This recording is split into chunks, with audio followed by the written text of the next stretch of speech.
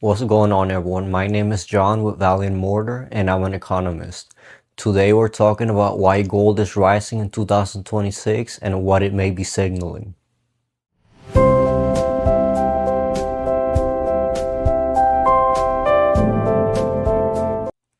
I'm recording on Tuesday evening, August 25th, and gold is at around $4,700 an ounce right now. A year ago, it was more like $3,400. All the while, the conversation around the dollar as the reserve currency, interest rates, government debt, and stores of value is getting louder. And I want to make one thing clear right away. Gold going up doesn't automatically mean that the dollar's collapsing, hyperinflation's coming, or the world's about to stop using dollars altogether. Gold can rise for several different reasons, and those reasons can change over time, and some of them can reverse very quickly. So once again, we're taking a detour from the business ownership and long-term investing series. The episode I had planned next on how to tell if a stock is cheap is still coming next week immediately after this one. But what's happening in gold and the dollar right now is unusual enough that I think it's worth stopping for one video and asking what the market may actually be telling us. If you like practical investing and economic analysis without the panic headlines, subscribe to the channel. We're building this channel around understanding what we own, why we own it, and what can change the outcome. And I want these videos to connect so each one makes the next decision a little clearer. After this macro detour, we're going straight back to the business valuation and how to judge whether a stock price is actually cheap. So as of this recording, spot gold, which is the price of a troy ounce of gold, not the price you pay at the jewelers, which is usually costs more for the same weight in gold because of the work they put into shaping the jewelry and all of that.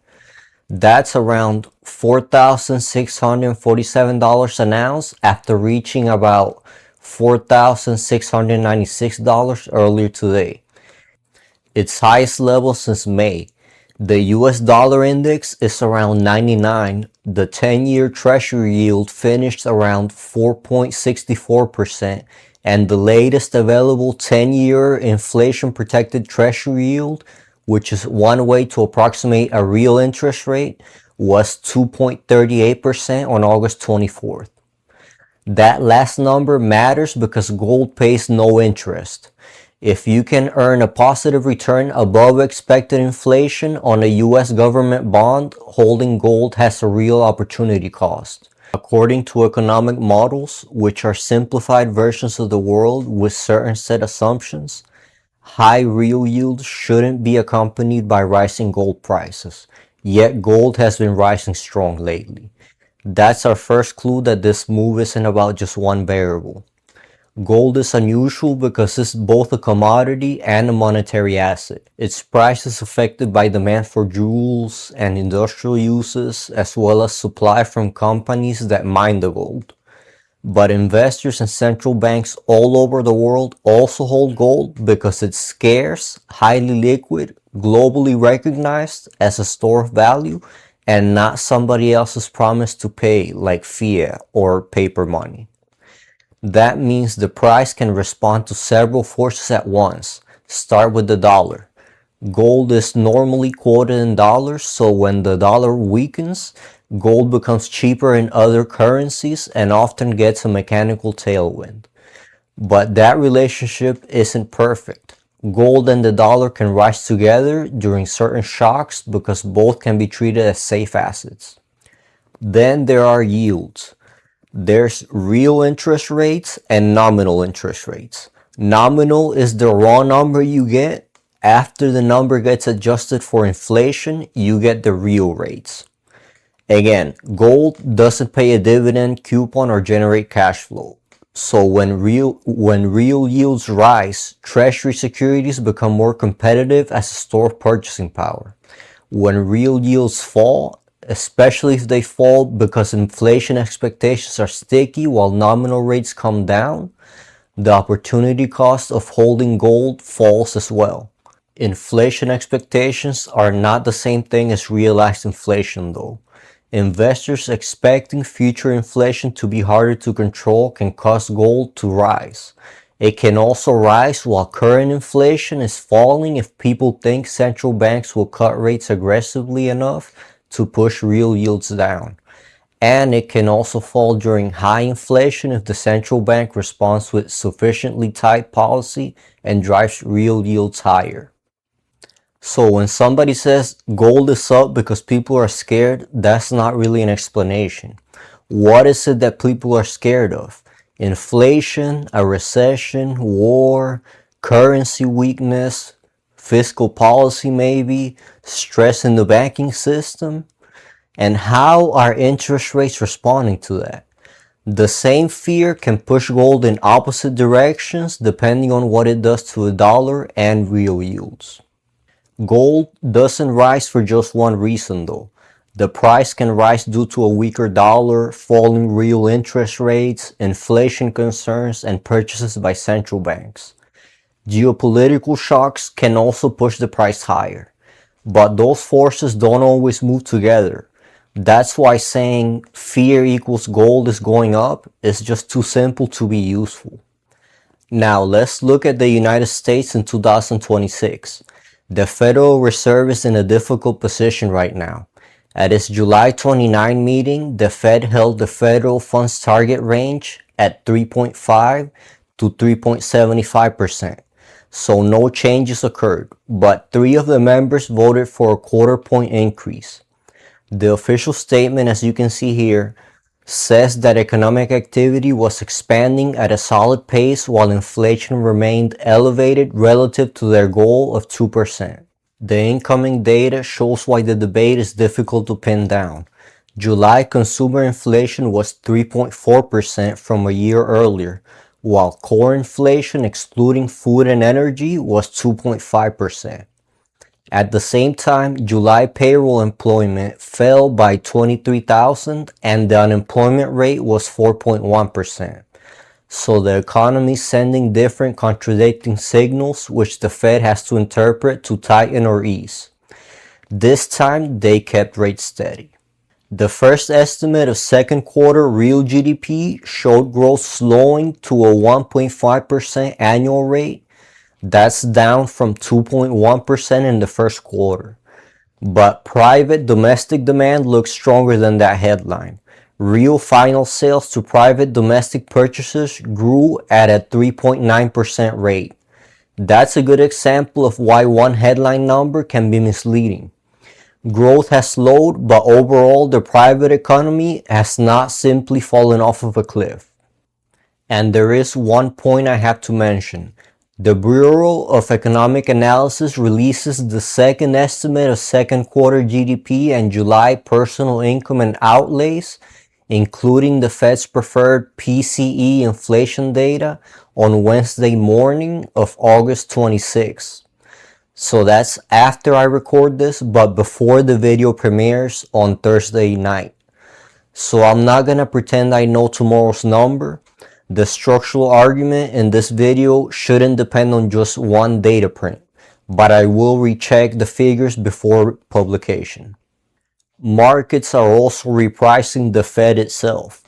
As of today, traders were putting only around a 38% probability on a September rate increase, down from around 55% a month ago. If inflation continues to cool and the labor market weakens, markets may price less tightening, and that could push real yields and the dollar lower. That would generally help gold. If inflation reaccelerates or the Fed convinces markets that policy will stay tighter for longer though, gold could face the opposite pressure. That's up. This is why I would separate cyclical drivers from structural ones. Fed expectations can change in a week. Oil can move 10% in a few sessions, and an employment report can change the expected path of rates. Those are cyclical forces though. They matter a lot to the price, but they're not necessarily permanent. The structural debate is different though. The federal budget deficit was about $1.4 trillion through the first 9 months of fiscal year 2026. That's according to the Congressional Budget Office. Treasury data reported by Reuters then showed the fiscal year-to-date deficit at $1.799 trillion through July. July was distorted by calendar timing though, so I would not take the monthly headline at face value. But the broader point is that the US continues to run very large deficits even though we're not in a traditional recession. Gross federal debt also crossed $40 trillion in August. That number by itself doesn't tell you the United States is insolvent, and it doesn't tell you a crisis with the dollar is imminent. The US issues debt in its own currency, has a large tax base, deep and mature capital markets, and still has the world's dominant reserve currency. But persistent deficits increase the supply of bonds issued by the Treasury, raise interest costs, and can eventually make investors demand a higher yield to hold long-duration government debt. This month, the Treasury doubled the size of certain long-dated buybacks to support market liquidity to at least $4 billion per operation. I want to be precise here because this is easy to sensationalize. Treasury buybacks aren't the same thing as Federal Reserve qualitative easing. The Treasury is managing the composition and liquidity of government debt. It's not creating bank reserves the way the Fed does when it expands its balance sheet. And the announced operations are small relative to a Treasury market measured in tens of trillions of dollars. Still, the market reaction matters. The buyback announcement contributed to lower long-term yields and a softer dollar, and gold benefited from that. However, that shouldn't be interpreted as the Treasury printing money, as people have often been saying lately. The bigger question is whether investors believe US policymakers will eventually bring deficits and debt growth onto a more credible path, or whether policy will keep leaning toward lower borrowing costs while the fiscal imbalance remains large. That's where gold starts to behave less like a short-term inflation trade and more like a monetary confidence asset. If investors become less certain about the long-run purchasing power of government currencies or the political willingness to make difficult fiscal choices, some demand can move toward assets that can't be issued by a government. Gold is one of those assets. But this is a spectrum of confidence, not a binary switch between dollar trusted and dollar dead. The current political backdrop adds uncertainty without giving us one obvious conclusion. The Trump administration is simultaneously pursuing tougher economic pressure on Iran and dealing with continuing trade tensions involving China, Canada, and other nations, and supporting Treasury actions aimed at improving long-end market liquidity. Trade restrictions or energy disruptions can raise inflation risk, while a negotiated de-escalation can lower it. Treasury market support can reduce yields in the short run, while large deficits can put upward pressure on long yields over the longer run. Right now, different policies are pulling on different parts of the same system. And the debt problem did not begin with a single administration or political party. The debt crossed $40 trillion after years of pandemic spending, tax decisions, the growth of government agencies and programs, interest costs, and fiscal choices under both Republican and Democratic governments. For an investing channel, the useful question is not who gets a talking point. It's what the resulting fiscal path does to yields, inflation expectations, the dollar, and asset prices. That brings us to central banks. The World Gold Council estimates that central banks and other official institutions bought about 289 tons of gold in the second quarter. That was a strong rebound from a much weaker first quarter, when gold prices were higher. In its 2026 survey of reserve managers, 89% of respondents expected global central bank gold reserves to rise over the next 12 months, and 45% expected their own institutions' gold reserves to increase. That's potentially structural because reserve managers are not trading on a 1 week chart. They care about liquidity, diversification, sanctions exposure, geopolitical risk, and long-term store of value characteristics. If central banks keep adding gold over many years, that can create a persistent source of demand even when Western investment flows are weak. But here's the part that gets lost in some de-dollarization stories. The International Monetary Fund's coffer data shows that the dollar's share of reported foreign exchange reserves was 57.13% in the first quarter of 2026, up from about 56.42% in the previous quarter. The IMF also noted that gold surpassed U.S. Treasuries as a share of official reserves in 2025, largely because the price of gold rose and that gold itself isn't counted inside the coffer foreign exchange share. In a 2019 speech at the Jackson Hole Economic Policy Symposium that's held in Wyoming, Mark Carney, who was the governor of the Bank of England at the time, explained how powerful the dollar's network effects are. Mark Carney is currently the Canadian Prime Minister. So the dollar is not important only because central banks hold it. Global trade, invoicing, securities issuance, borrowing, payments, and reserve holdings reinforce one another. So the more the system uses dollars, the more convenient it becomes to keep using dollars.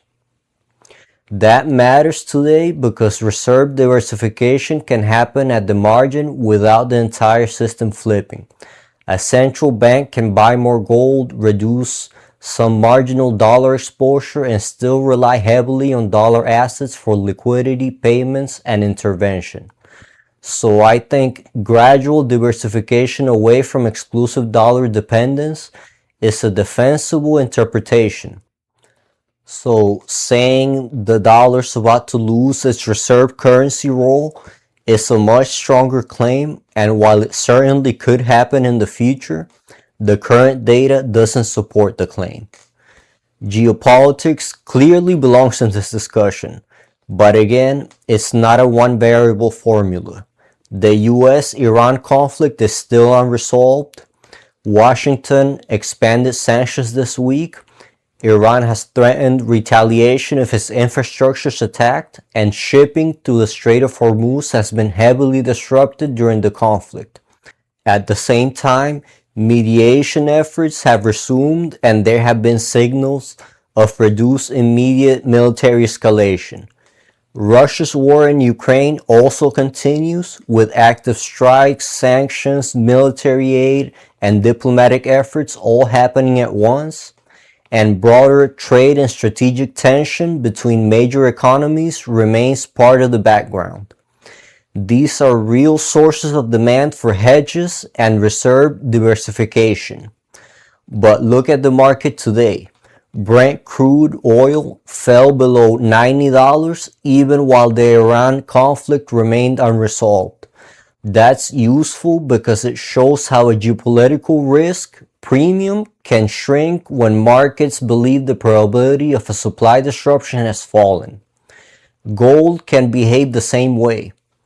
A ceasefire, diplomatic breakthrough, or reduction in sanctions risk can remove some safe haven demand from solving every long-term fiscal problem. So I would classify a sudden war escalation as a cyclical shock unless it changes trade, reserve management, energy costs, or fiscal policy for years. The structural effect comes from what governments and institutions do after the shock.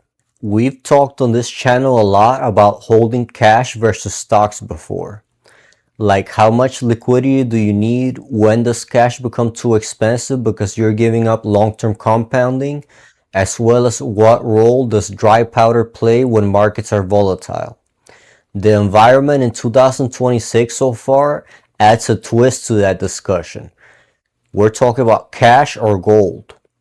But I actually think the better question is bigger than both of those, because at their core, both are referring to holding cash versus productive and scarce assets, and what job each asset is supposed to do in your financial life.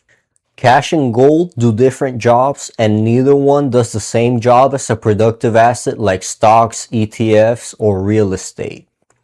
Cash gives you liquidity and near-term certainty in dollar terms. Gold gives you a scarce monetary asset with no issuer and no promise to pay. Stocks can generate earnings and free cash flow for you, while real estate can generate rent and provide useful space. So the real question isn't cash or gold. It's what mix of liquidity, monetary protection, and productive ownership you actually want to hold. Cash is the best of these for immediate liquidity. It's the unit your utility and credit card bills are denominated in. And high quality cash equivalents like money market funds can pay interest. The risk is that cash is a nominal asset. If the interest you earn doesn't keep up with inflation and taxes, purchasing power can erode over time. Gold is different. It has physical scarcity, no credit risk from an issuer, and a long history as a monetary store of value. It can diversify a portfolio because its drivers aren't identical to business profits or real estate rents. But gold produces no earnings, no free cash flow, and no rent. Your return depends primarily on what somebody else is willing to pay for the metal later, plus any portfolio benefit from diversification. As you already know if you've been following the business ownership series, stocks represent ownership in productive businesses. A good company can raise prices, reinvest capital, expand margins, buy back shares, pay dividends, and increase free cash flow to shareholders over time. That's the source of long-term compounding. Of course, businesses can fail and stocks can be widely overpriced, which is why the next episode on valuation still matters. Real estate can also be productive.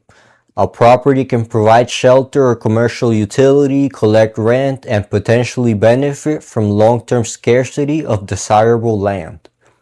But it's less liquid, highly local, often leveraged, and requires maintenance and capital expenditures.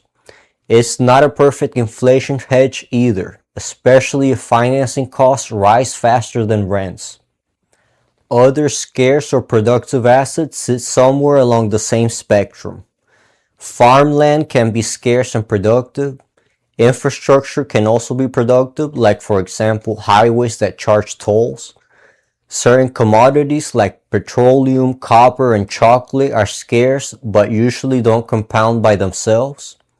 The useful distinction is whether the asset creates cash flow, preserves optionality, or primarily stores value. The story of King Midas can help us with some guidance here.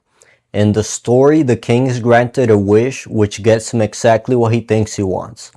Everything he touches suddenly turns to gold. At first, all is good as he now has unlimited wealth available to him. All he has to do is touch ordinary objects and they turn into valuable gold. However, once he tried eating, the food and drink he was about to consume turned to gold too, and the gift becomes useless to him as he can no longer get the basic things he actually needs to live. The portfolio lesson here is not that gold is useless. It's almost the opposite. Gold can be very useful when the job is diversification or monetary protection. But the Midas story makes the opportunity cost memorable. Value and productivity are not the same thing. If everything in your portfolio were gold, you would own a lot of scarce value but no business producing goods, no property collecting rent, and no cash ready to pay tomorrow's bills. That's why I don't think the right conclusion from this rally in the price of gold is to make an all or nothing bet against the dollar. The dollar is still the unit of account for liabilities and spending of most Americans. Cash still has a job. Gold can have a different job. And productive assets, of course, have the job of compounding capital over long periods when you buy them at sensible prices. So let's make the bullish case first. Gold could continue outperforming the dollar if several things reinforce each other. One path is falling real interest rates. If inflation stays sticky but the Fed becomes less aggressive because growth and employment weaken, real yields could fall. That reduces the opportunity cost of holding gold. A second path is continued weakness of the dollar. If markets become less confident in US fiscal policy, or if other economies strengthen relative to the United States, or if rate differentials move against the dollar, foreign demand for gold can get another tailwind. A third path is persistent structural demand. Central banks such as those of China and India could keep adding gold. Private investors could keep buying physical metal or gold-backed funds such as gold ETFs, and reserve managers could continue diversifying. Recent trading flows show that this is possible. Reuters reported that gold-backed ETFs just saw their largest inflows in 10 months after the second quarter itself had experienced ETF outflows. In other words, people are buying gold much more than they were earlier in the year. However, investor demand can turn very quickly, so this could all change by the next quarter. A fourth path is geopolitical persistence or escalation. If conflict keeps energy prices elevated, raises inflation expectations, disrupts trade, or pushes governments toward more deficit spending, gold can receive both a safe haven bid and a monetary confidence bid. Notice that none of those paths require the dollar to collapse. Gold can outperform a still dominant dollar if investors simply want a little less currency exposure and a little more scarce asset exposure at the margin. Now let's go through the bearish case, because gold isn't guaranteed to keep rising. The most straightforward bearish combination would be a stronger dollar and higher real interest rates. Imagine inflation falls convincingly towards 2%, economic growth remains solid, and the Fed either keeps rates higher than markets expect or raises them because demand stays strong. If nominal yields remain high while expected inflation falls, real yields rise. Suddenly, a non-yielding asset is competing with government bonds offering an attractive inflation-adjusted return. Gold could also fall if fiscal credibility improves. A credible multi-year path towards smaller deficits, slower debt growth, and more predictable treasury issuance could reduce the monetary risk premium that some investors are currently willing to pay for gold. I'm not saying that outcome is easy politically. I am saying it's a real bearish variable and we should acknowledge it. Then there's demand. Central banks might slow purchases, investor inflows into ETFs can become outflows, jewelry demand can weaken at high prices, and investors who bought gold because of momentum can sell when momentum reverses. Quarter 2 2026 already showed that investment flows can soften even while central banks remain buyers. And geopolitics can de-escalate. A durable settlement in a major conflict, lower energy prices, less sanctions risk, and calmer trade relations could reduce demand for safe assets. If that happens at the same time the dollar strengthens and real yields rise, gold could fall materially even if the long-run US debt debate is not fully solved. That's the scenario I would watch most closely. Gold doesn't need one bearish catalyst. The dangerous setup for gold would be several bearish forces lining up all at once, just like several bullish forces are lining up right now. So what is gold saying in 2026? My interpretation is that it's not sending one apocalyptic message. It's reflecting a mix of changing Fed expectations, a softer dollar, uncertainty about inflation and long-term yields, large fiscal deficits, rising government debt, strong official sector demand, reserve diversification, and geopolitical risk. Some of those forces are cyclical and can reverse quickly. Others may be structural and can persist for years.